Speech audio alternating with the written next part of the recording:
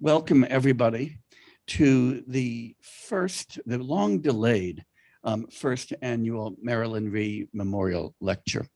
And I want a special welcome to young Rhie, who is right here with us, which is really a terrific thing.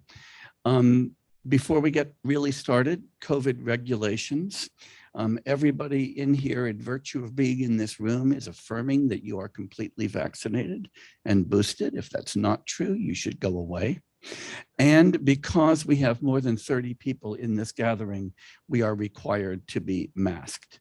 So I will even mask up after I do this. So we are required to do that by college policy. I would like to begin by thanking the many people who have sponsored this event: the Smith College Lecture Committee, the Ada Howe Kent Fund, the Department of Art, the Program in Buddhist Studies, and the Department of East Asian Studies. Thank you very, very much for all of your sponsorship. And I also want to especially note a few people who have really worked hard to make all of this happen.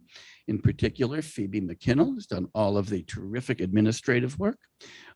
Jeff Heath and his tremendous tech team that's putting together the webcast and making all of the sound and stuff happen. Jamie Hubbard, who's been the person really instrumental in getting things streaming and is managing some of that. And Andy Rotman, who's helped us a great deal. And thank you to all of those people. Nothing happens without a countless number of causes and conditions, and remembering that is a nice way of remembering to be grateful. Marylin Rhie, as many of you know, was from 1984 to 2016 when she retired, the Jesse Wells Post Professor of Art at Smith College. Marylin was a staggering academic presence, not only at Smith, but in the world of art history, the world of East Asian studies, and the world of Buddhist studies. She, of course, was an expert in East Asian, Central Asian art, with a particular specialty in Chinese and Tibetan Buddhist art, a domain in which she was pretty much omniscient. Her magnum opus, The Early Buddhist Art of China and Central Asia, saw its first 3 volumes published in her lifetime. When I say first 3 volumes, that's over 2,000 pages of text. And the 4th volume will be coming out very soon posthumously, which is would be a wonderful thing to complete that. In addition to that masterpiece, she and Bob Thurman, about whom more in a few minutes, published that gorgeous book, Wisdom and Compassion, which was at the same time a catalog for the show of that name, but also a tremendous piece of art historical research and demonstration of the fecundity of art as a way of representing Buddha Dharma in the Tibetan context, in itself is another scholarly masterpiece. Oh yeah, please turn off cell phones, everybody. Marylin was not only, of course, active in the art department, but also in East Asian studies and Buddhist studies, and was one of the real linchpins of all of these programs.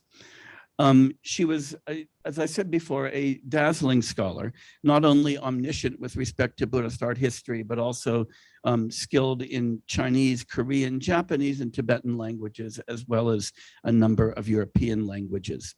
And beyond art history, Marylin, I always considered to be a real expert on Buddhist philosophy.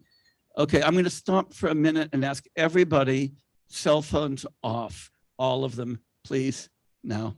Thank you. Was also an expert in Buddhist philosophy and Buddhist literary history, and many of us who worked with Marylin just turned to her repeatedly for advice and always got sage advice. But beyond her brilliance and her scholarship, we remember Marylin for her warmth, her generosity, her pedagogical brilliance, and her dedication to her students and to her colleagues. Marylin was generous beyond belief and kind beyond belief, and many of us owe an enormous parts of our own knowledge and our own success to our association with Marylin. In the 5 College Buddhist Studies faculty seminar, she was a regular, and we relied upon her, no matter what the topic was: ritual, philosophy, textual history. Marylin knew more than anybody else in the room, and it was really clear, and every intervention she made was enormously helpful. And it was always generous intervention. Marylin was not a sniper, even though she knew more than the rest of us. She was there to teach us, and it was wonderful being her student. So we remember Marylin Rhie for her erudition, her lucidity, her tireless contribution to art history, to Smith College, to Buddhist studies, and to her countless students and colleagues. And that's the reason for this lecture series. And as I said, the lecture series opens with Bob Thurman.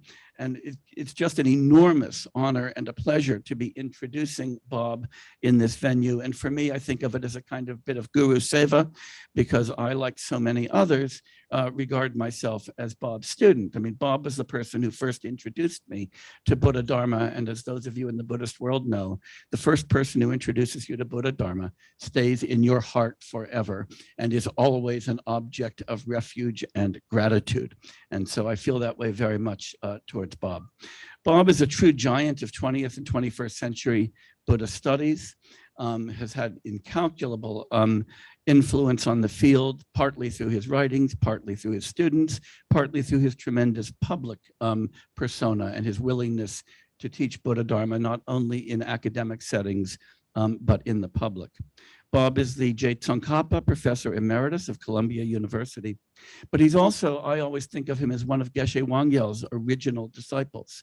And it was really Geshe Wangyal who brought Gelugpa studies and this kind of academic Tibetan studies to North America. And Bob was one of the first to receive that gift and has always been generous in passing that gift along. He is author of over 20 books on Tibet, on Buddhist philosophy, on Buddhist literature, and that collection includes a number of really important translations.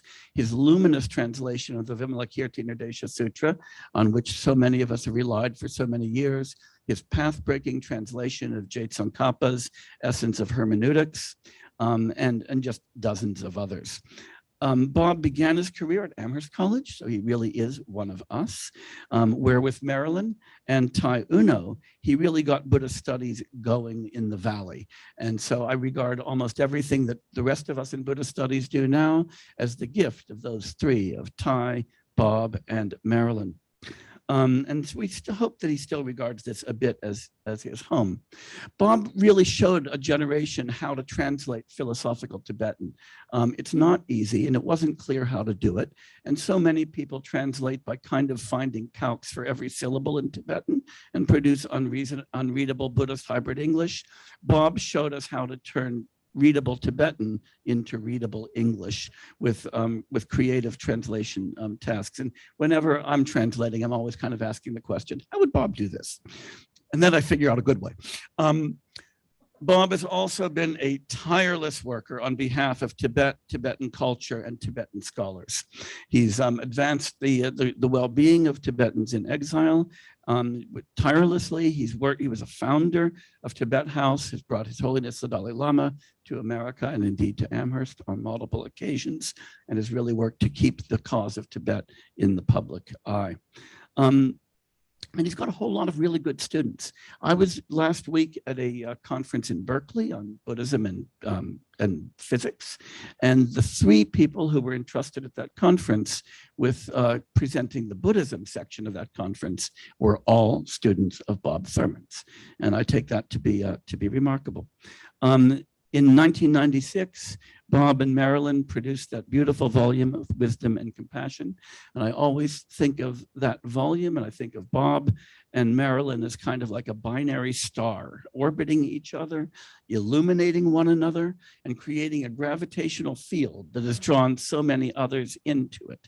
And so it's highly appropriate that Bob Thurman initiates this lecture series, and I now turn it over to you, Bob. Well, thank you, Jay. Thank you. Thank you, Jay. Thank you, Jay. You make it really very easy to, although it's a good sign that the student, as you present yourself as having been my student, but you've gone way beyond me in many of your philosophical translations. And we were just discussing on the way over here translation of several very important terms which connect to Kant and other things. And Jay now owes me a seminar in that topic, since he's given me some new thought about it.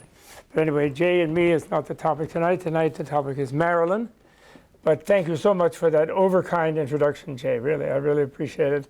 And I really appreciate Jay and I first met. He was at Hampshire and I was at Amherst.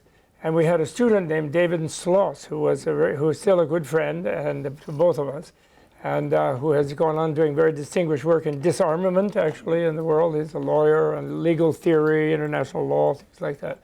And but he did a thesis on Madhyamaka, and Jay was the philosophy guy over at Hampshire, and he didn't know about that. And then he started studying himself, and then he's taken it so far himself.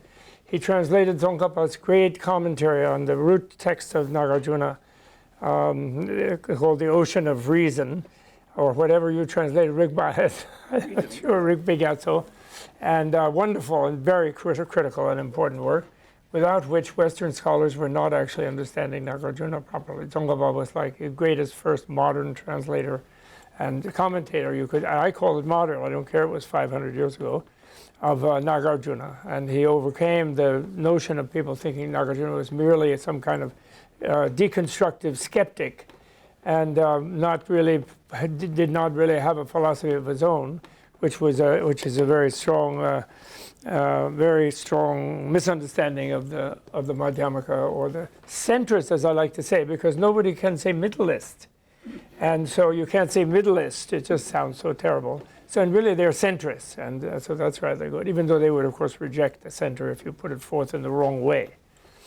So now coming to Marylin, Jay also helped a lot by telling so much about Marylin as a person. So I don't need to repeat that, but I do a little bit. This is supposed to make this go forward. Ding, ding. What happened? And yeah, thank you. There it is. Let's try back and forth. What? Oh yeah, now it's going. Yeah. So what I want to say, I put up here what I'm going to say now, and I don't need exactly to read it. But what I wanted to say was mainly I am here doing this and inaugurating this, partly because my friend Jay asked me, and also because I really want to express my gratitude to Marylin Rhie for her work over a decade. Basically, we did even a little more.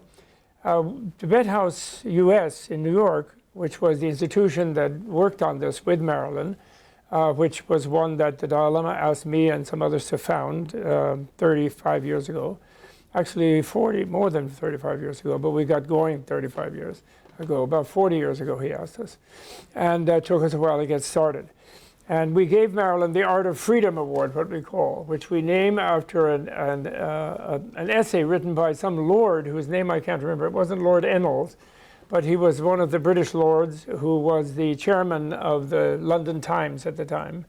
And he wrote an editorial defending the Royal Academy doing the exhibition of our Wisdom and Compassion show, Marylin and I, which we were both, I think, we went to London. Marylin came to that, right, Young? Correct? You in London, didn't you come? Oh, you didn't come that time. I think she did come that time. And 1997, was it, or 1992? I forgot. I think 1997 it was. And it was a wonderful show. And then the Chinese were squabbling about showing Tibetan art, since Tibet isn't supposed to exist, just a province of China. And then he wrote this wonderful article called The Art of Freedom about Tibetan art, which he got from looking at Marylin's essay, basically, which is what I want to share with you really more today. It's a way of expressing my gratitude for Marylin. So her wonderful research, discovery, insight into the distinctive vision of the Tibetan inner scientists, yogis, saints, masters, and artists that permeated their wonderful culture for the last many centuries. On the surface, that culture was ended in the 1950s with the communist invasion, occupation, and sadly continuing genocide of the Tibetan people and their culture. Yet at a deeper level, it is sustained in the Tibetan hearts, in their home, highland, and all over the world. Marylin's vision of its force and beauty was a significant blessing by Marylin that helped us all and many others around the world begin to understand it, and for that we are sincerely grateful. And so then I wanted to I'm showing a picture And these are the books that Jay also already referred to. And they look just sort of like small books, but actually if you put them in a stack, I brought one, but it's too rainy and I didn't want to get it wet, so I didn't bring it. But the stack is about that high of the 4 of them. And the second one has 2 volumes. The plates and the text are in a different volume. They're so voluminous. And they're about that high. And then the 4th one will be about another 5 inches tall. Rhie knows about it. He was the photographer of a lot of the black and white photos in there. And what I didn't realize actually until preparing this lecture and looking more carefully at these books, which I confess I haven't had time to deal with, they are very, very technical, and it is a massive collection of evidence of showing how Buddhism physically came to China through Central Asia, and by the sort of the way it saw the human being, the way it saw Buddha, the way it saw ordinary people, the way funerary things and monastic things and philosophical things, but in a visual way. And among the black and white photographs, there are photographs of Roman things and Sasanian Persian things, showing that there was this sort of Eurasian culture that the Buddhist art made a huge contribution to. But of course, her main purpose is to show how it came in and it went into China. But what I had not realized until recently was the role in Marylin's own academic life of Eric Zurcher, and those of you, or however you pronounce it, Zurcher, Z-U-R-C-H-E-R, who wrote a book with the challenging title, The Buddhist Conquest of China, which I don't know about the word conquest. That might annoy some people, but in a way it was. And it showed how this culture, which modern stereotypes think of the Chinese culture as impermeable, never been influenced by the West, they make a big fuss about it themselves, and sort of very much its own thing and really different from everything else, etc., which is really not true, because the Indo-European, the Indic, influence of Buddhism coming through Central Asia and completely met up with every level of Chinese society from the top to the bottom, and completely reinforced, actually, rather than contradicted, as some Neo-Confucians would have you believe, completely reinforced Confucius's major values, which Lao Tzu himself also shared. He just liked to take a vacation occasionally. That was the only difference. And sort of really brought China sort of, in a way like the Tibetan myth. They have a myth about Manjushri, that Manjushri, which is I think a general Indian Mahayana myth, they picked it up, where Manjushri was annoyed with Avalokiteshvara and Shakyamuni himself. And he said, you guys all make such a big fuss about India, and then you, Avalokiteshvara, are going to go do something for Tibet. But what about the Chinese? He said, why are you leaving them out? And I'm going to China. I'm going to take care of them. And then he made his Pure Land on earth, the 5 mountains, in Shanxi province, the Wutaishan, the real thing, as they call it, which is a holy place for Mongolians, Turkish people, Mongolian people, Tibetan people, and Chinese. And so in that same light, the sweep of, Toynbee's axial age toward the east came through Buddhism, really, not just a religious thing. People always think, oh, some religious thing, like a bunch of religious fanatics. It was an entire culture, a civilization that moved that way, that is still, of course, has not really succeeded on the planet, but it sure did permeate China, that's all I'm saying. And Zurcher's book, The Buddhist Conquest of China, is really a wonderful book, one that I've always admired enormously.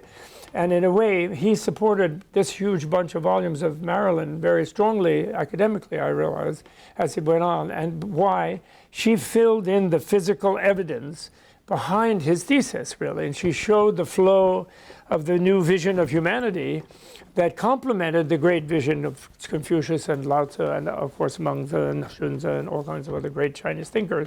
But still, there was something special that came from that, which wasn't a religious thing as much as a humanistic thing, let's call it.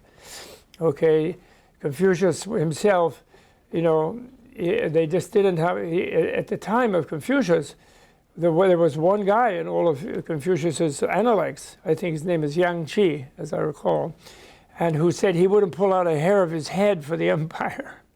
And Confucius hated him and said he was just terrible, awful, and they never dealt with that degree of sort of individualistic nonconformism that was very easy to do in India, which is why the axial age thing, if you use the Toynbee thesis, show that culture where the individual was affirmed because the individual could attain freedom, because the individual there was something more than what was in the collective for the individual. And he broke into the Vedic collectivism by doing that. The Buddha did and his followers over centuries. And the monastic order, the invention of monasticism and many things. So then they brought that then to China, which had not existed. And Confucius himself never got tenure. He taught out of his kitchen, and his wife had to make food for the classes and so forth, because the dukes didn't like to be told they shouldn't just have harems and run around and behave badly, and they didn't tolerate it in China. So anyway, so Marylin really provides, if anybody's in East Asian studies and wants to really review the Zurcher thesis, which is a very important one, contradicts a lot of the stereotypes about Chinese culture nowadays. If they want to do it, Marylin's work is the undergirding evidence of the sweep of that new vision coming into China. It's amazing, actually, really extraordinary. And Rhie, who's here with us tonight, I think he has a lot of credit in that he was the eyes, because he took all these pictures. He was there clicking. I know that because we were doing the exhibition. Yong was always there with the camera, different pieces that we were working on. We would visit some collector, and Marylin would pick the pieces for the show, and then someone had to catalog it, because of course couldn't stay in that person's house and work on it. So then Marylin would work on from the photos, and Yong would prepare a raft of photos on each object, which were from all different angles and different things. And he was the analyst and the photographer, right? He worked hard.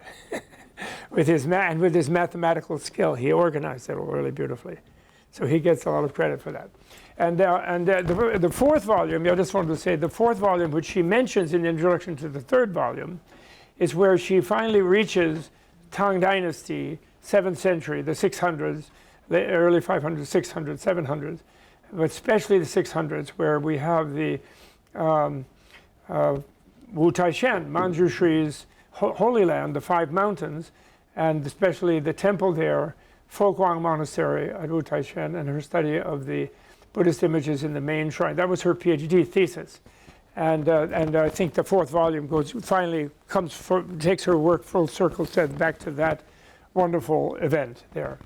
So that was all. So I just wanted to touch that, because otherwise I don't want to act like all she did was Tibetan studies. Now, in regard to the Tibetan studies, we started with, where's that picture? This is the picture.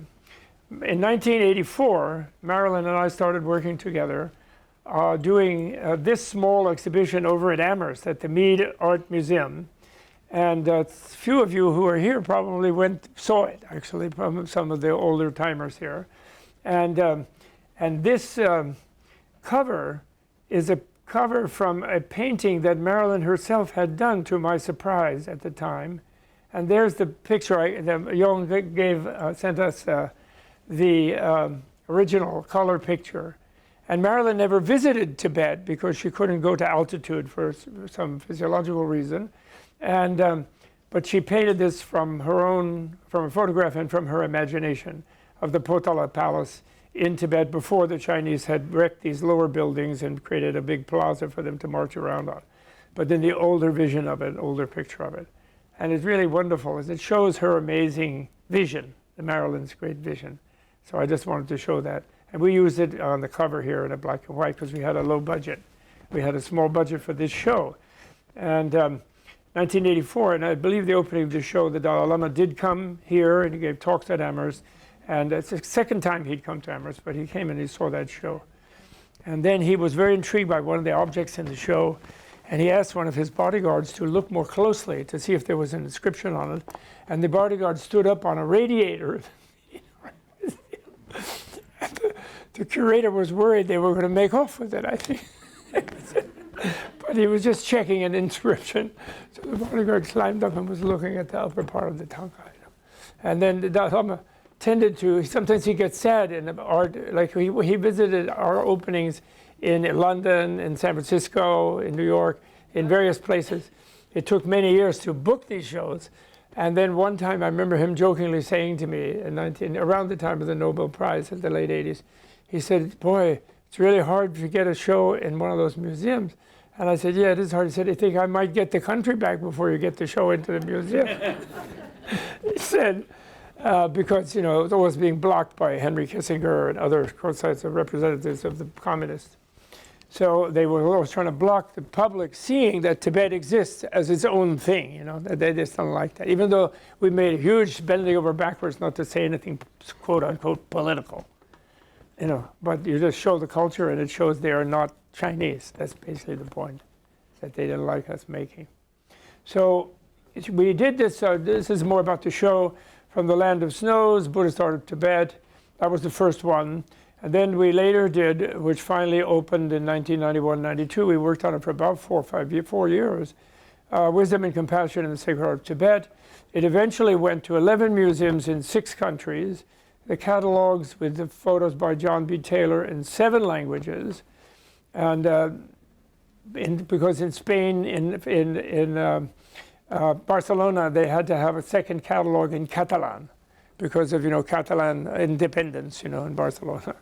So there were two language catalogs in that show, the one in Barcelona, and otherwise Japanese and Chinese. The Chinese one, it was so funny, in all of the museums in foreign countries, the least worried about the communist agitation against the show everywhere, which they constantly did, all through the decade of the 90s, were the Chinese in Taiwan. They were completely fearless. They had us give talks at the opening. I think Marylin unfortunately couldn't come to Taiwan because of the travel issue, but I went, and they had us give talks and do things. You know, they were very unafraid of agitation by the mainland people in those days, the Taiwanese, and it was very, very popular, and it really changed the view of people. You know, amazing odyssey that put the Tibetan fine art on the map worldwide in a new way, incidentally leading to the appreciation of the value of Tibetan fine art and made it go ballistic, the value of it, which was in one way maybe a little bit unfortunate, but not really, because, you know, everyone nowadays is worried about looting and provenance of art pieces and things like that. But the Tibetan stuff had all been totally looted in the 50s and 60s, mostly destroyed actually, but some of it looted and sold out through Hong Kong and through into the market. And the fact that it was more valuable made people at least take care of it better. Especially the Tibetans coming into India in exile after 59, before and after 59, they brought tons of stuff with them and it was kind of thrown around because it wasn't considered valuable. But then once it got to be very valuable, then people were taking proper care of it, at least, you know. Played a catalytic role in the worldwide positive reevaluation of Tibetan culture and Tibetan reality, parallel to the Dalai Lama's Nobel Peace Prize global parade that began in the 90s when he got the prize in 1984. This is just a set of pictures my friend Michael McCormick got from me. And this is the English one with the white over here. And this is I think, one of the American ones. And this is a later work that we did together, last work that Marylin and I did together for a private collection. Anyway, the research, and so these are just covers of the books. This research in these books and exhibitions elevated globally the understanding of and admiration for Tibet's high culture in a way astonishing to the Chinese Communist Party, and contributed mightily to the world's public awareness of the Tibetan Holocaust, as you can rightly call it, which the Chinese Communist regime still engages in defiance of world opinion in the concrete, resisting, although insufficient, resisting actions of the US and other governments. And in the time of the Ukraine issue, it's interesting to see, because basically you have to say that not just the Uyghurs and not just the Mongolians and not just the Ukrainians, but the Tibetans and the Mongolians have been suffering this for 50, 60 years, which people have ignored because of the West's wish to profit out of China, you know, the whole issue of that. So the Chinese market, the Chinese cheap labor, all of this, that has, you know, corrupted, in fact, the West for decades now, 4 or 5 decades. Of course, actually started in the 1920s even, you could say, when Tibet was denied entry into the League of Nations, when the 13th Dalai Lama was prevented by Winston Churchill personally, actually. I have seen a letter personally preventing the Governor General of India allowing Dalai Lama 13th to send a delegation to Geneva at that time, and Churchill wouldn't allow it. for reasons that he gave in the letter, which is really kind of historically interesting if anybody's interested in that.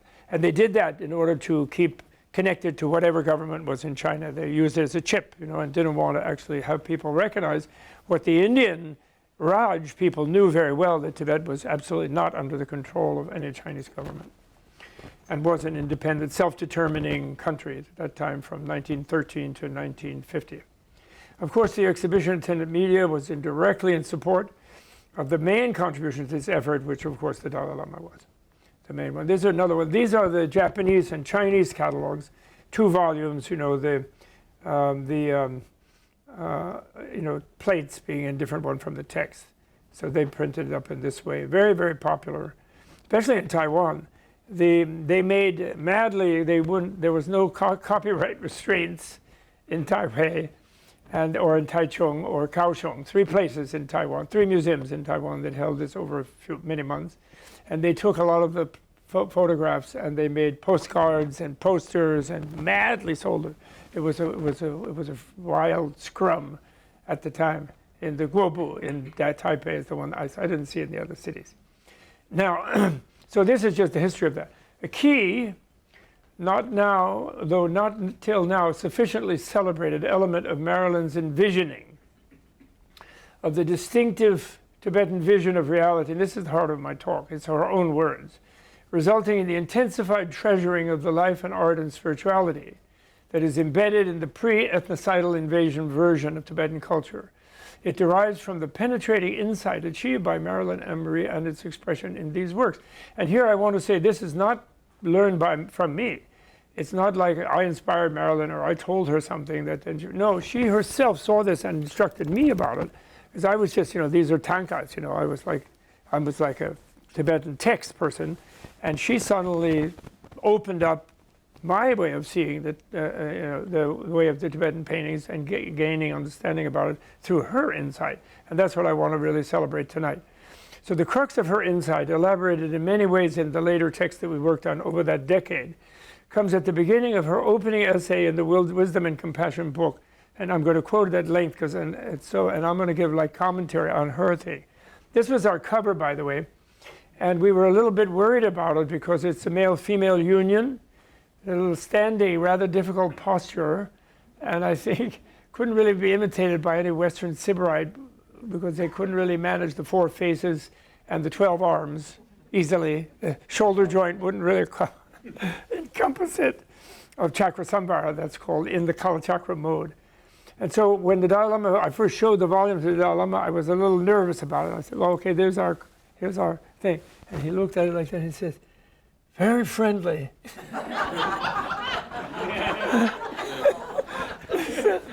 Very friendly. I was very relieved, actually. And I could talk about this image, and actually I might come back to it because it recurs in the way that once I'm trying to illustrate how Marylin was able to see these things, Okay, so now this is Marylin's words at the beginning of her essay in that. Tibetan art, I don't know why that thing is there, I don't like it, but I won't, I can't do it that way. Tibetan art is first and foremost Buddhist art. This reflects, and you don't find statements like this in those Chinese art, when she's doing the evidence, she was in her hard scholarly mode, But this is her own complete thing, and it's amazing, actually, if you really look at it, okay? Let's look at it slowly together. Tibetan art is first and foremost Buddhist art, okay? This reflects the deep commitment to Buddhism among Tibetans and the view that Tibet itself is a Buddhist Pure Land, which is correct. It is. It's a special land from the Tibetans' point of view of special land of what happened? Oh, you were trying to move that. Oh, I'm sorry. No, you're quite all right. You're standing over here. Then I'm in the way of that. Okay. So it's a Buddhist Pure Land, the special land of Avalokiteshvara. Based on the Karanda Vyuha Sutra statement from India, where Avalokiteshvara says to Amitabha, he is going to go and tame, the word is tame, Vinaya, from the verb vinit, like Vinaya, which Buddhist monastic ethics comes from Vinaya. In other words, to tame, like tame a horse, you can lead it away once it's tame. So and human egotist is not tame until they have learned to understand what is their sense of self. In other words, this is just a Buddhist psychological kind of thing, but they use that word tame. I sometimes translate it as educate. And I think people who have taught people for a long time know what I'm talking about. But of course, educate has the wonderful idea of bringing out the wisdom of the person to help the person control their own ego. It's not an indoctrination thing, it's an education thing. But anyway, they use that term. So have a look at this where it said, I'm going to tame the Tibetans because they're wild conquerors, which they were. You know, the Tibetans were not namby-pamby people before Buddhism came to Tibet. They were wild conquerors, and the only nice thing about them from the point of view of their neighbors at that time was that they didn't settle down and try to colonize anybody because they liked living at high altitude. They felt a little stoned to live there with a little oxygen deprivation in their brain, and they had a nice time in that altitude with a different kind of physical chemistry, which is why people can't really colonize Tibet, as they are discovering nowadays, because they don't have the nitric oxide level that Tibetans do. And they know that themselves, Chinese medical scientific people. The Tibet itself is Buddhist Pure Land. Avalokiteshvara's Pure Land. So he said, if I can tame them, if I can educate them, and they become really gentle, nonviolent, sweet humans, that they also are, then, and stop this violent conquering sort of routine that they were doing before that, then Asia will be fine, everything will be fine. So he said that he went off to do that. So, but not only Tibet, the whole world and all other world, back to Marylin's speech, but not only Tibet, the whole world and all other worlds are similarly so, she means according to the Tibetans. Phenomenal existence, samsara, is none other than a mandala, a sacred space enveloping all beings who at one time or another will become Buddhas, completely enlightened ones. Not just by getting a degree from Smith College, but that's a good start. Your education just begins there. On the very basis of this imperfect world, each and every being will ultimately attain complete and perfect enlightenment. Isn't Marylin herself? In the broad view, the enlightened state exists simultaneously and completely here and now. Marylin, be here now. Ram Dass, take a hike. Although obscured to the minds of most of us by imperfections, mistaken views, and many obscurations and obstructions, the role of Buddhist art, among others, is to reveal the enlightened view to us, to help break through the obscurations, defilements, and the ignorance which bind us to repeat a basically uncontrolled existence within a phenomenal world, and which she has defined as samsara, which may appear as a reality to the unenlightened, but is a mistaken or illusory appearance of the way things truly are. Now that is entirely her own thing. And oh yeah, this is the cover of another book we did for the Rubin Museum, the first book taking Don Rubin's art collection seriously. And okay, then she can continue with her. And this is now more as an art historian that she's going now. That was her general statement, which was extraordinary, I think, really. I was amazed, at the time I was amazed, because in a way that was my job, in a way, was to do sort of what Tibetans think sort of thing, and she was going to deal with the paintings. But she herself saw something through the paintings without reading all these Nagarjunas and people like that. She saw it herself. The aesthetic, and here is where I really learned from her. The aesthetic of Tibetan Buddhist art is based upon revealing the way things truly are in the Buddhist view.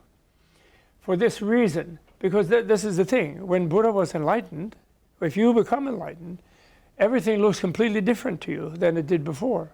What seemed before menacing to you, what was frightening, where you saw the bad side of people, you were scared of them, and your own sense of being frightened, being separate from everything else, and so on, and thinking that's the only reality. And suddenly when you're enlightened, you see it completely differently. You really see all the other beings' points of view. You see the beauty in them, their potential. You see their Buddha nature, I think Buddhists would say. And you see the flower and the tree and whatever, You see it in a different way.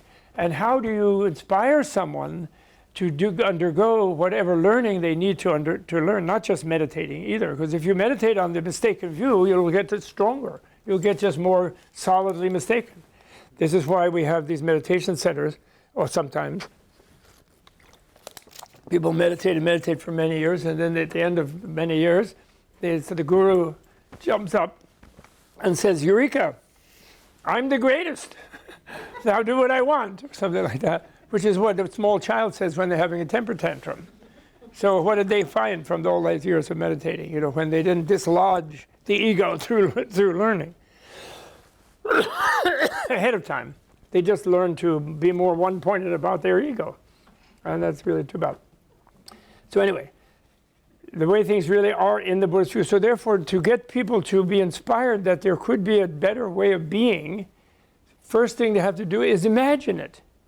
And therefore, Buddhism generated huge amount of art in every culture where it was. And this is really strange. When I first came to Amherst College, I was teaching courses, I was told, some of you may know, but at Amherst there's a tradition. I don't know if you have that at Smith, but in Amherst the tradition is because of small faculty. At least, I don't know if it still is, even it might be bigger now. But any new course had to be presented in a faculty meeting. And all people had to go to the faculty meeting if you weren't on leave. And so, 120, 30 people would be there and you would present a course. And I was told things like, when I did Buddhist Ethics, Jay just gave me his new book on Buddhist Ethics, which I'm so excited to read. And but when I presented a course on that, I was told, "Oh, Buddhists don't have ethics. Why, you're right. How can you teach a Buddhist ethics? They don't have ethics." I said, "Well, what are you talking about? Of course they do." And they said, "Well, I don't mean they do bad things necessarily. I just mean they can't really have ethics in our definition because they don't have a self. So therefore, they just sort of spontaneously do whatever they do, but they can't be restraining negative behavior of the self because they don't have one." So it's so silly, And then, but never mind. I overcame that objection, and I did teach that course, And you just wrote a wonderful book about it. I'm sure I didn't read it yet, but I'm sure it's excellent. So, and similarly with art, Buddhists don't like art. Max Weber wrote in the early 20th century, great sociologist who studied Asian religions. He wrote, "Buddhism is otherworldly, ascetical, and they therefore had no impact. They were socially apathetic," was another phrase he used.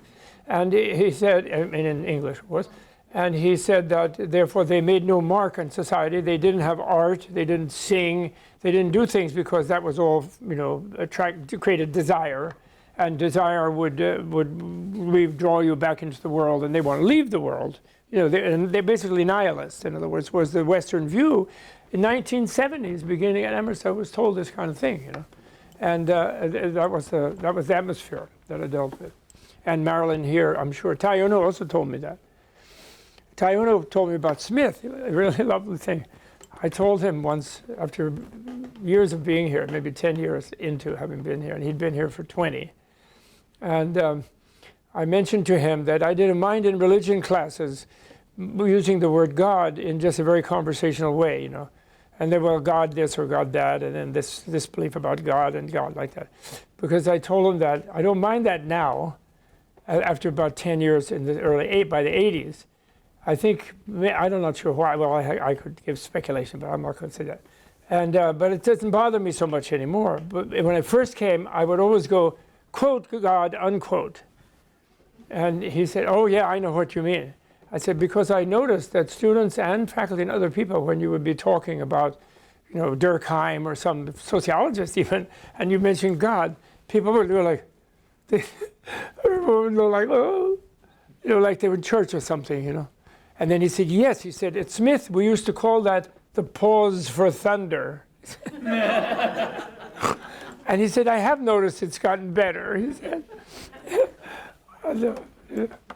Some of you know who Tayuno was, wonderful man, one of your great people in Buddhist studies here. And okay, so for this reason, the way things truly are, so that's what she's saying. So for this reason, Tibetan art possesses an intensity, a power, and a reality that projects as greater, more penetrating, and more beautiful than the ordinary. Deities whose forms have been revealed to those whose minds have a purified, elevated vision are portrayed to assist others to attain this same vision and thereby become acquainted with the possibility of complete enlightenment. In other words, the third noble truth of freedom from suffering, of nirvana, of enlightenment, non-dual enlightenment from Mahayana point of view, not just going somewhere else, the first thing you have to do with that third noble truth is not believe it, but is imagine it. And to imagine it, you have to use art is what helps you imagine it. And that is why the Buddhists actually, like in China, there was no fiction until Tang Dynasty, approximately. I think that's a rough thing, but some Chinese literati might contradict. But the general truism is that there's no fiction because Confucius was against anything false until the Dream of Red Chamber type of thing, Tang Dynasty types of things, from the prevalence of Buddhism at that time. Because otherwise you were distorting reality by imagining something that wasn't the physical reality in front of you. Okay, for example, what a sentence that is, because become acquainted with the possibility of complete enlightenment through imagination. In other words, because of the importance of these manifestations in the practice of the Tibetan Vajrayana Buddhist path, different from the Zen approach, for example, iconography becomes an essential factor in the art.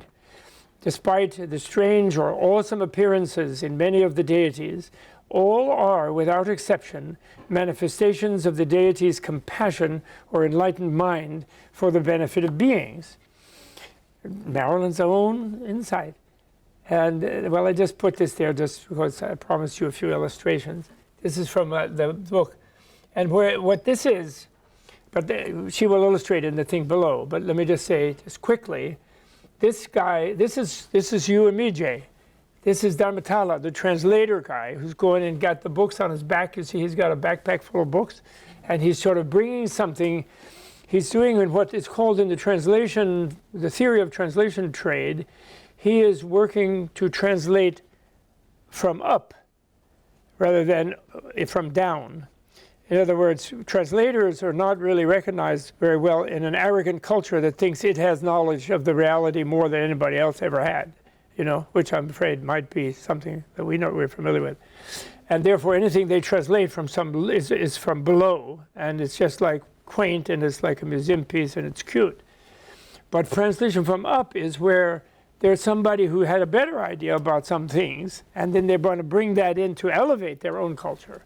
And so that's what this Dharmatala, one of these famous characters among the 16 arhats, he's not one of them, he's one of the ancillary figures, support figure for the 16 saints. But what Marylin's special vision here is, this is an Indian theme, was in the Indian theme, but now in the Tibet it becomes this and is put in a Chinese type landscape. And so this is the way that Tibetans took these elements and created something distinctive, which she explains better than me. But I mean, that's the only reason I put it there, just to give you some relief of looking at something beautiful. And not that good a picture, but there it is. These images are, in most cases, she says, visions of the Sambhogakaya, which means something like body of complete enjoyment. I like to translate it as beatific body, although some say that's too celestial type of enjoyment, too Dante-esque type of enjoyment. It's more earthy, but never mind. I like beatific body. And others say enjoyment body, simply. The projections of the Buddha's enlightened mind into the phenomenal realm.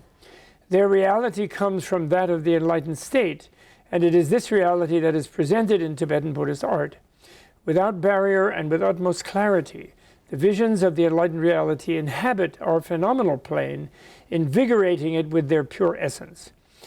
And again, and this was her way of showing how different from the way the Indians did it, different from the way the Chinese did it, but absorbing, things that were good from of course, India means Bengal, Kashmir, different parts of Indian art, which she's very sophisticated in distinguishing. Of course, it isn't just one thing, but particularly putting so in Tibetan art, the complete immediacy of their presence impacts the viewer without hindrance. The reality of the enlightened sphere becomes on our plane of ordinary reality, whether it be depicted in two-dimensional space or is in later Tibetan art with incredible spatial settings.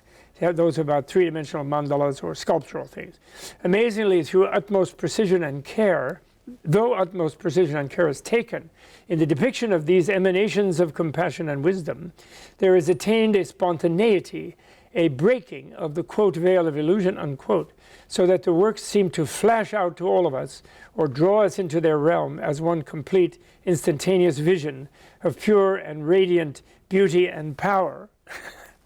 when I first read this, when we were editing and put together, I was floored by this. I was totally floored. And now looking at it again, in the last week or two, I've been floored again. I really have. And this is another one of the Arhat series, Angaja. And again, the Chinese-style landscape, but with the Indian type figure, and the lion and the Tibetan element there, and so on. Okay, so now there was a way I wanted to. Well, I can go back to her thing. There was one of my own statements. I'm going to skip ahead and find it, and then go back to the other words. Oh yeah, so here, once I was, that's right. I don't know why that annoying thing is there, but I can't fix it. Once I was shocked into recognition of the unique essence of Tibetan art by Marylin's triumphant insight. And I was, although I was familiar with it for 25 years by that time, I was looking at it in a way of, okay, that's what that date is like, and that's what we meditate, and that's the other thing, and that fits with the other. And I wasn't really looking at it from an artist's way of looking, or an art historian's way of looking, her way, where she could so brilliantly in her own things would show you something and then get you to see it in a new way, which she was unmatched about doing that. So what I call her triumphant insight. I began to use the phrases naturalistic surrealism. She would use naturalism sometimes, but she wouldn't want to put these paradoxical things together quite this way, but that's what I would do. She did say in one sentence, extraordinary ordinariness, right? She did say that. And divine earthiness, she did say that, kind of, but not as a single phrase. But these other two ones is what I would say, what I learned from her was the naturalistic surrealism, like something really, like one of those things with many arms, male and female in union, whatever, is really surreal thing. It's not, people can say deity, but it also is something that seems just completely wild, really, if you think about it. Or realistic supernaturalism, you could even say, or supernormalism, and so on, to describe the amazing range of Tibetan enlightened perception. It is an unflinching confrontation with seemingly ordinary realities as most shocking and earthy, both horrific and ecstatic, in relentless precision of detail, in close juxtaposition with extraordinary, exquisite, dazzling, astonishing visions of the divine, unearthly and supernormally powerful. In other words, this is me commenting on that previous statement of hers. This one, in other words, where the strategy is artistically to place something that's completely otherworldly and like sci-fi vision and put it in an ordinary earthly setting. And so subliminally, it becomes believable to the imagination.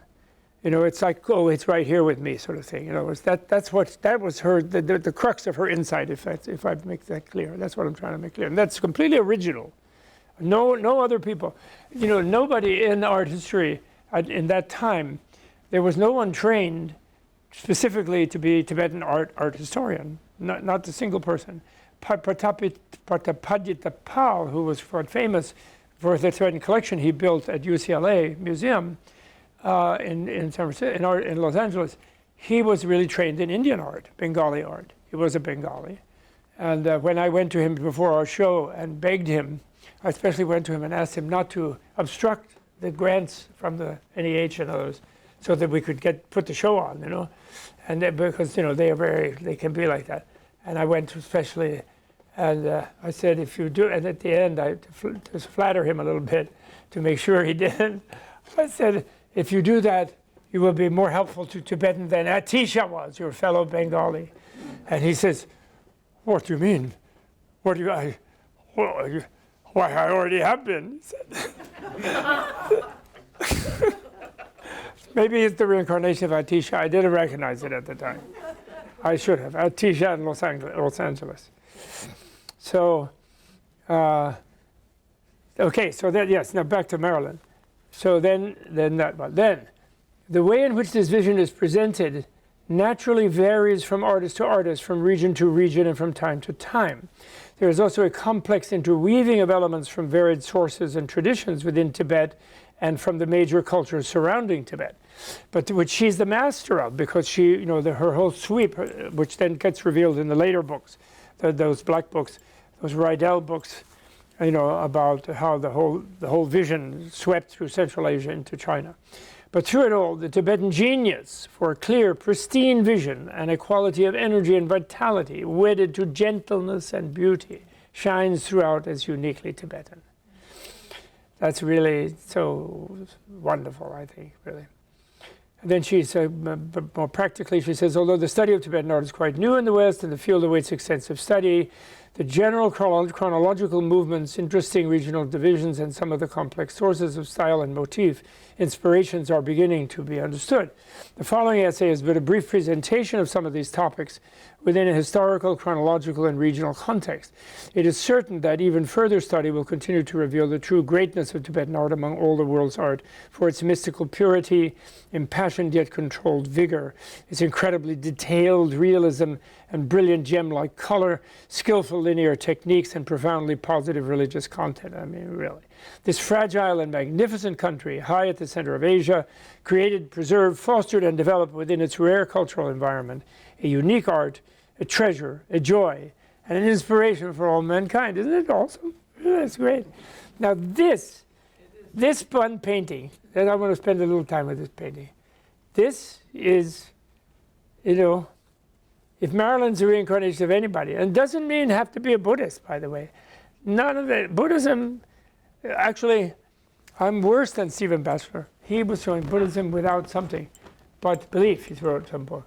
But I gave a series of lectures that were supposed to be published by Parallax Press, the Thich Nhat Hanh, earlier version of the Thich Nhat Hanh people, in San Francisco in 1985, called a series of lectures called Buddhism Without Buddhism, in which I was trying to defend, like Kabat-Zinn and other people who were trying to help in hospitals, in psychology, etc. And they weren't insisting that people be Buddhists to learn things about. But it's like people read Plato and nobody says, "Oh, well, they're worshiping Apollo."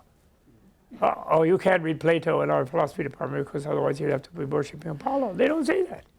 So we can read Nagarjuna without being a Buddhist, actually, and we can learn from him. And right? You see what I'm saying? So I did that. So I'm not accusing Marylin of that, but I'm just saying this is Saraswati, the goddess of art, actually. And that she's got there a very, must be electronic, because it doesn't have much of a sounding board, but it's a veena. It has those two gourds that with the strings if you plucked. But so it's sort of a symbolic veena, Tibetan idea of a veena. So it must have, it needs to be an electric cord, but it doesn't have one. But this is so sweet. Now, what she says, and I didn't show it well, I'm sorry, my art history is not up to snuff. But, there would be visions of Saraswati in India where there would be no landscape at all behind her whatsoever. Because India has enough jungle and enough plants and things, so they would like to present their deities in a temple-like tableau. And there are, in the Wisdom and Compassion book, Nepal and Bengal influenced Tibetan tankas, earlier ones, where the figure is inside a kind of jewel-like two-dimensional thing, like the wall of a temple. And there's no outdoors about it, do you know what I mean? No nature. And here you see this is in a kind of wonderful mystical landscape. And the lotus she's on is sort of almost planted. And it's like it's a blossom with a root in the earth, if you follow. And then there's these monks and lamas involved with her thing around her. But she's there, as a musician, as an artist, but she is also the goddess of art, And there's the yoga of that is, if you are an artist, if you're a writer, if you're a poet, and actually in the case of Tsongkhapa, who was a great philosopher as well as a great writer, he had a special relationship with Saraswati, actually. And she talked to him all the time also and encouraged him in his writing, made predictions about his life and so on and so on. She's like the female form of Manjushri, but as an artist, and patroness of the arts. And the painting really does remind me of and this is 18th century, 19th century one, Eastern Tibetan style, which she describes a little bit right in that first essay in, I think, the next panel. She said, well, the arhats she mentions here, that's why I found them. And Saraswati, this is the Saraswati in the Los Angeles County Museum, number 27. This is the one, you see, that painting that I just showed you. Maybe ascribed to this period by the virtue of the fact that they possess elements of late Ming period, 1580, 1644. That's the very end of the Ming. You know, the Manchus came in 1642, 1644, 1644, not 2, yeah, 4. That's correct. And but the painting is earlier than that, as she says when she gets into the actual painting. And style painting, the special success of the Eastern Tibetan style, as superbly, though somewhat differently, represented by these three works, lies in the harmonious integration of the main figures into a naturalistic setting. In the case of the Green Tara, possibly the earliest of the three, the space, though I couldn't find the Green Tara. I mean, I should have just taken a picture with my phone, but anyway, never mind. Nevertheless, clearly defined by the planes of the architecture, so that the deity seems to occupy the spacious courtyard in front of her palace, whose wooded setting, often equated with the mysterious aspects of Green Tara, is suggested by the large trees close behind. In the Ford Arhat, that's the earlier one I showed, despite the fact that the splendor of the Arhat somewhat isolates him from the landscape, the setting has become an engagingly realistic force to balance the gorgeously robed figure. Though space in this painting is somewhat ambiguous, the ample ground plane and the manipulations of scale induce a uniquely fascinating, if arbitrary, realism, which delightfully and effectively draws the viewer into the scene. In both of these cases, our world and that of the deity are becoming one, and we are induced to enter into it rather than be outside observers or receivers, as previously in Tibetan painting. So that's her art historical way of opening up our ability to see it by her first seeing it in this way. This is a different one, but this would fit with a little bit of what she says, in the sense that this is a fierce deity. Again, I'm sorry about the black thing. I don't know why that's annoyingly be there. But you know, and I can't get it off because it's not on this computer. But never mind. But that's a Kali, a Tibetan form of Kali, and she is the protectress of the Dalai Lama personally, actually, and of all other manifestations of Avalokiteshvara, and very ferocious and a very otherworldly thing. But the swirling flames, and if you saw the bigger picture, I have it below, there's a lot of sort of naturalistic detail, even in this dark kind of midnight setting of her. And this is only the central part of a painting. Anyway. This again, here, this is on the Saraswati.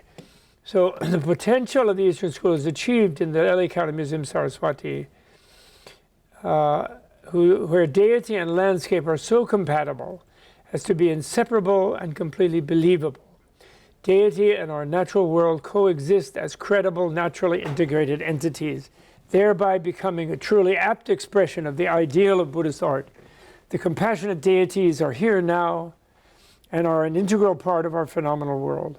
By effectively utilizing gradations of subtle color to create an atmospheric illusion of space, in conjunction with sparsely but tenderly portrayed ducks, birds, gentle waves, and a few distant, strangely individualistic peaks, the landscape achieves an idyllic, slightly fantastic vision of nature, which completely and readily draws the viewer into its depths, as easily as does the calm and lovely grace of Saraswati. It is in this idyllic naturalism, so compatible with the beauty of the deities, that the Eastern school of Tibetan painting, she means, is eminently successful. By the mid-18th century, this idealism becomes a factor controlling most of Tibetan painting. I want to go back to there. This is what she's talking about. Those are the peaks. I guess the ducks are down there. They're hard to see. Can you see them better here? I don't know too well. There's the ducks. It's hard to see them there. There's more ducks there. And that's the goddess of art. When you're a poet, if you're a poet, what is it doing here? It's captioning me. Okay, and well, they're good because this is the main point. So this is really illustrates what she's talking about. You know, the naturalism, she calls it idyllic naturalism. She calls it. And we are invited to join this artist. Actually, I think that should be a little bit watery because the ducks are in the water because it's a lake. And what you do if you're a poet or a writer, you receive an introduction to this Saraswati, and you learn her mantra, and you learn what she looks like. And then you envision her in a lake in the center of your heart. And then what you write and what you think and write is an offering to her in your heart. And so you feel your muse is carried with you, and you're giving it to her. So you don't want to give her anything that isn't good, you know. So this is the kind of yoga which comes from India, but the Tibetans made it their own, you know, in a special way. Okay, so now let's see. We did that, and I did that, and then that's mainly back to me. So quickly, oh yeah, these are some Dalai Lama. And one of the nice things, some of the pieces, like this piece and that fierce Pendant Lama piece, we retrieved from the Roerich Museum, whose pieces had been given to the Brandeis College, Brandeis University here, near here. And then eventually they were not taking care of it, and didn't want it, so we made a deal with them, and we have many of its best pieces at the new Repatriation Collection. Because inspired by this, we created a collection. Its founder is here, Michael McCormick. And we created a collection which in principle belongs to the Tibetan people. But because their stuff is not safe in Tibet, it's kept here as trusteeship for them. And the Dalai Lama did not want us to send it to their institutions in India, because then it would be captured in the Indian cultural whatever, you know, it gets registered or whatever, and then if they ever were able to go back to Tibet, which they plan to do, believe it or not, they wouldn't be able to take it with them, or there'd be complications about it. So anyway, this is 5th Dalai Lama, that's the 2nd Dalai Lama, and that's Avalokiteshvara. I just put that in there for fun. Okay. This fully represents the amazing non-binary nature of enlightened experience, the extreme achievement of tolerance of cognitive dissonance, where that tolerance has become a gateway to ecstatic immersion. Scott Fitzgerald may have been touching on this with the enlightenment of an artist, when he famously said that to him, the sign of a great mind is the ability to hold happily two contradictory things in mind at the same time. I was very delighted to discover that from an artist. This is the green Tara that she was talking about, the central part of that painting. And from him, because fitting with my own definition of enlightenment as the extreme tolerance of cognitive dissonance. And this is about her 4th volume, so I don't need to do that. I think I'm perhaps running out of time, since it's not one of my 3-hour talks that I'm used to giving. So I will restrain these latter part. Let me just see if there's any last point I wanted to do. That's the whole of the Pendant Lama Tangka. This came from Roerich and from the Roerich Museum, the first museum in New York on Tibetan art, which later got scattered, went to Brandeis, came back to Tibet House on 15th Street, where she presides at this time. Finally, we were a great team, Marylin and I, in that my practitioner's knowledge of the function of some of the iconographic details of the Tibetan deity yogas could resonate with her art historical insight into the artist's sources and inspirational developments from the Buddhist cultures outside Tibet, and then within the history of developments within Tibet over the centuries. We were unfortunately somewhat blocked by our own success and the huge success of the 90s exhibitions, the 11 exhibitions, in that others began to mount more and more shows. And our final plan for a show, which was entitled The Clear Light and the Magic Body, couldn't find a home and the support to organize, etc. We were bumpered out by Paul again, who came, Bengali. He was running a show at the time we wanted to do that. So the museum said, well, they can't do 2 and wait for 3 or 4 or 5 years. And then Marylin got really busy with her later things, and I got really busy with other things in New York. So we never finished that. But maybe Sonia and I can do it, the 4th show, like we will do, like she's doing the 4th volume. Marylin's daughter, Sonia Rhie, is the head curator, I think, correct? I believe the director of the Cleveland Asian art collection, which is a very famous one in America. I believe she's the main person, isn't she? What? Yeah, I believe so. And she is the one who is going to make sure that the 4th volume of Marylin's series comes out. And I had hoped she would be here tonight. She just wrote me she's giving a talk in Atlanta tonight. So never mind. But I'm going to ask her to think about, in the future, doing one more show in the 20s. Now that we might be able to do it, because people now are waking up to the danger of coddling dictators, thanks to Mr. Putin. You know, they're realizing it's really quite dangerous to coddle and appease dictators. So we return to do that either in our next lives, and if we don't do it, we'll do it in our next lives, hopefully then in a world where Tibetan culture is again flourishing in its homeland with honor and support from the whole world. Okay, thank you. That's it.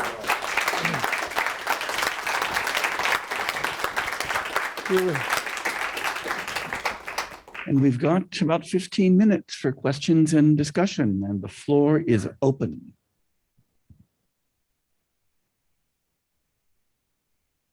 You stunned them into silence, Bob. Jamie, are there any from our stream? Okay. This is your chance. Yes. I'm going to take this off for just a moment. Yeah. So many of us old timers are passing away. So Marilyn, I'm being sorry. one of them. I have a difficulty hearing in a Rick was crowd. saying that so many of the old timers are passing away. Oh, I see. Yes. So that tends to be the case. Yeah, it does, but One human being. There's a question attached to it. yes, there is. You know, I think for those of us, many of us in the room, your work and Marilyn's work has been tremendously important in our development in a whole variety of ways. Who is following in Marilyn's steps, if that's possible? Who's out there now that's doing this kind of work and will teach the next generation of people what this art is all about? Actually, I think in Marilyn's footsteps in East Asian, Chinese and East Asian art, Tang Dynasty, that having been her foundational specialty. There are probably a number of people, but I don't know really. I haven't followed that field, so that's a question for someone else. But I can say that Sonia Rhie, Marilyn's daughter, is obviously following in her steps, because she's going to do the fourth volume, finish the fourth volume. It's pretty done, I think, but she will organize it. Although her specialty is Indian art, actually, right? Again, because the two main things in Asian art are those two: Indian and Chinese art, Japanese also, and those let's say three. Korean art is a little bit, there's something there, but it's not many people, and so Tibetan art history becomes a secondary thing for most people, and but there may be a few. Jane Singer, someone called Jane Singer, and but she's not really active academically, and maybe the curator at the Rubin Museum, Karl de Brezny, or however that I may be mispronouncing his name, possibly him, but otherwise I don't think anybody that I know academically trains people especially in Tibetan art, because like I don't know of a chair in Tibetan art anywhere in any university, in any art history department that specializes in Tibetan art. To be a specialist in Tibetan art, of course, you'd have to also be very conversant in Chinese and Indian and the different varieties of Indian and Central Asian art. And so it would be a whole field in itself, but it hasn't yet risen to that point, as far as I know. And I have seen recent small catalogs of private collections done by non-academic persons who are, Dharma Center educated, but well educated actually, and have read in the literature and done well, but they don't have the academic positions, because in general, in the post 1980s, the last 40 years of our own culture, there's been a kind of retreat, backlash into not so much openness to other things, which we can see.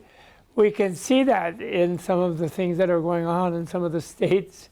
They don't want to know about things that are not whatever they think the grand old tradition is, Even going back, like originalism on the Supreme Court. Originalism in culture would mean we don't even look at any weird thing that anybody else ever did, you know. And that has been a flow in America since things went awry in the 1980s, I'm afraid. So you used the word imagination earlier in the talk. Imagination. You were saying that something along the lines of one needs to imagine the possibility of enlightenment. Yeah. Before one can. Well, or of not how the believe in world it. seems to an enlightened person. Yeah. So one should imagine that reality. And I was wondering, I know that tantric practice is taught in the context of transmission, so maybe it varies a lot from teacher to teacher, lineage to lineage. But can you make any generalization about how important art is in tantric visualizations, and does seeing art hinder one's ability to imagine? What is the relationship between what one actually visualizes and then the art that one's exposed to? Well, absolutely. Well, the visualization that you practice if initiated and practicing Vajrayana practices, that is art. That's art in your head, you know, learning to systematically, and that's why, in a way, a basis of being able to do it has to do with some kind of, some degree of mental skill, of one-pointedness, you know, some kind of chittasya ekagrita, one-pointedness of mind, and to be able to hold stably in mind a certain image and see its details, you know, like the way you're taught, you know, well, just think of it, like Gaelic Rinpoche used to say, just think of a colorful lump in your mind and try to hold that. And then they have things like think of the eyes of a Buddha, and then think of the forehead, or even just the third eye of a certain type of Buddha, and then try to scan around in your imagination and to see such and such an unnatural form, really. That's what you're trying to do. And then a background, and then finally a hologram, like a three-dimensional mandalic building that you're inside, and so on. I mean, it's very elaborate and requires a very strong, but you see that kind of practice actually is also in Theravada Buddhism, what they call the Kutsnayatanas, or in the Pali Kisnayatana, you know, the holistic media, where you do an earth media meditation, or you do a blue color meditation, or a charnel ground bone meditation, skeleton meditation, and then you get to where everything looks like that to you. So you're visualizing something quite different. And so the use of that skill is a type of meditative skill.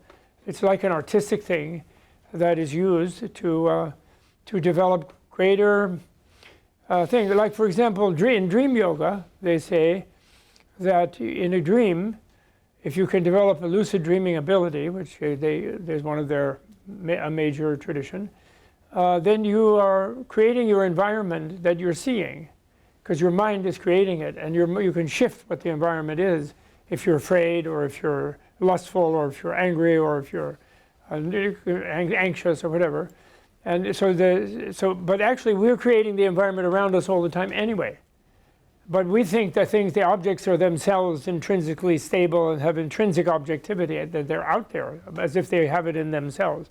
You know, they have Platonic essences, forms inside them that make them what they are.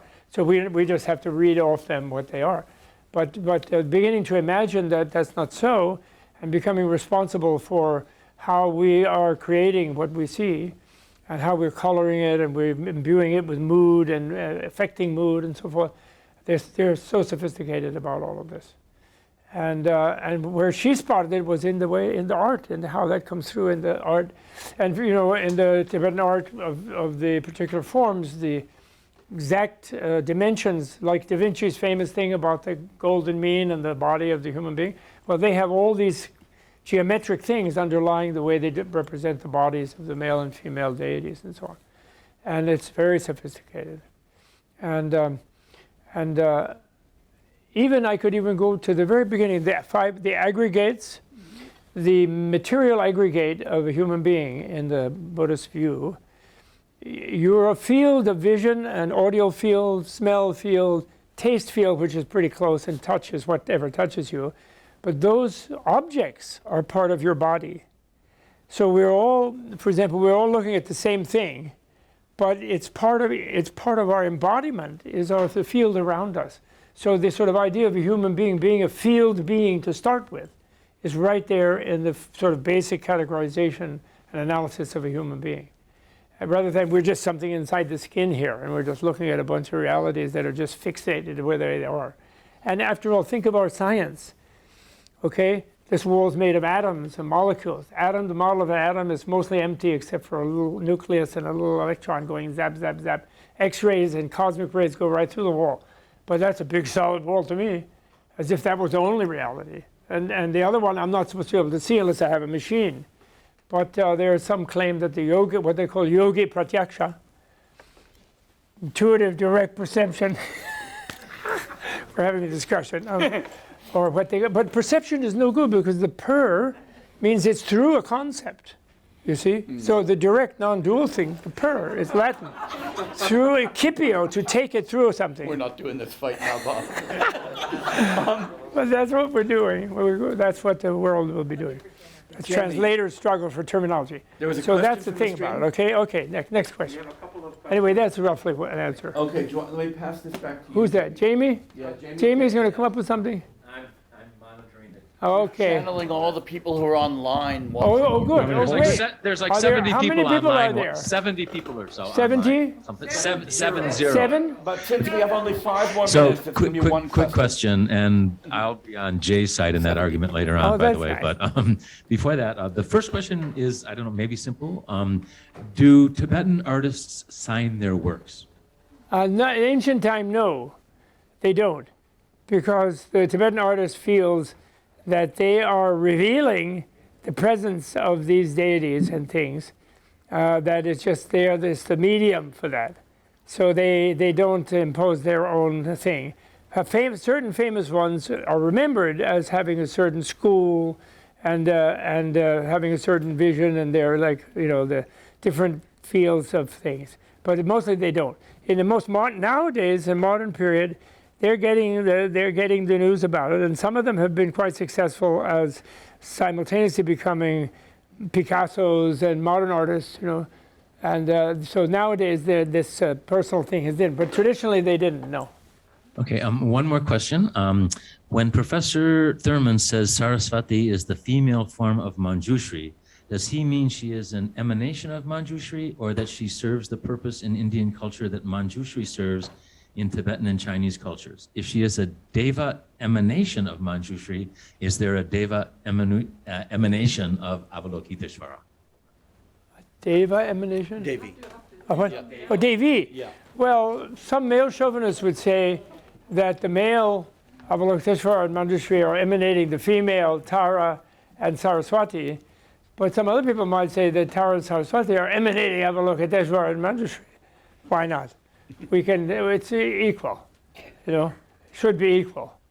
And actually, I have a scandalous new idea for Buddhologists, but which I prefer to be rather than a Buddhist studies person. I prefer Buddhology, I really do. Because Buddhist studies, I have a joke I like to say to my colleagues, that Buddhist studies, what is that? We're studying Buddhists? Or what? And most Buddhist studies people have a preconceived idea that Buddha was not enlightened. And as I say, you know very well, to some of them, I have sometimes said, you know very well that Buddha wasn't enlightened. And why? How do you know that? Buddha didn't have a PhD from Harvard or Oxford or Cambridge, and you do. So how can you think of him as enlightened? He's a pre-modern, underdeveloped. Once with Peter Berger, I was kidding him, and I said, well, I'm going to write a book. I'm tired of Max Weber, although I admire him very much, but I'm tired of him. I'm going to write a book called The Bodhisattva Ethic and the Spirit of, and then he interrupted me and he said, the Bodhisattva Ethic and the Spirit of Underdevelopment? He said. And so I'm tired of all that. So I like Buddhology, okay? And then the scandalous thing is that the Buddhists of all traditions and the Abhidharma says that in the realm of pure form, the Brahma-bodied realm, what's called the realm of pure form, above the desire realm. There's the desire realm, the form realm, where there are 16 or 17 heavens, and then there's the 4 formless realms, because that's the universe in the Buddhist view, a universe in the Buddhist view. And the form realm, they just say, there's no women. Isn't it nice? There's only guys up there. That's what they say. And in the Pure Lands also, there's nice because there's no women. But I say to them, I decided, there's no men either then, if there's no women. And what there is there's a bunch of non-binaries, ungendered. And that's what, and therefore, there are no women and no men. And that's why there's no lust, and that's why it's called pure form, because everybody's on a date with themselves. They have a male and a female elements are balanced in their bodies, you know, rather than they're just one looking for a partner on Saturday night, you know.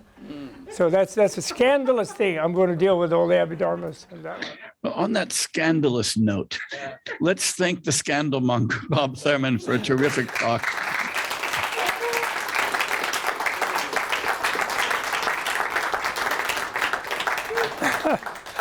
Thank you, Jay. Really, thank you so much. You're too kind. Really nice.